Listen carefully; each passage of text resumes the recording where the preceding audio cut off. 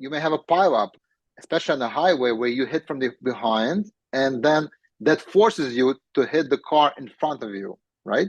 So Sure. what happens then with the whole liability and negligence question? Who gets what? It gets a little messy, right? It absolutely does, and insurance companies try to take advantage of injury victims by trying to confuse who hit who first. So let's just keep it as simple as we can. Let's say there's a 3-car chain reaction, okay? Right. So car number 1 in front stops, car number 2 stops, and then the third car to the rear hits number 2, and which was stopped, by the way, and then pushes number 2 into number 1. So in that scenario, the car to the very rear would be completely responsible for the damage to the 2 vehicles ahead of it, because both the front vehicles stopped, and then the third vehicle to the rear was fully at fault for hitting the car immediately in front of it and then pushing it into the other vehicle. Now, the car in the middle is going to have damage to the rear and the front, and then the first car is going to have just damage to the rear, as is the original striking car.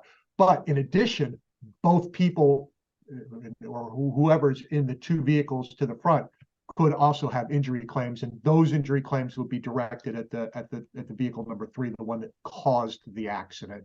It can get complicated,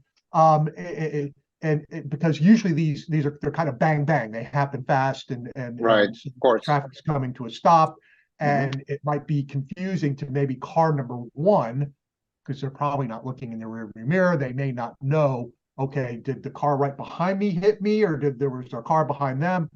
And then insurance companies, and we like to ask too, is, well, how many impacts did you feel? If car number 1 felt just 1 impact, then most likely the car to the very rear that hit the car in the middle, pushed it into that car, would be an impact. They would feel 1.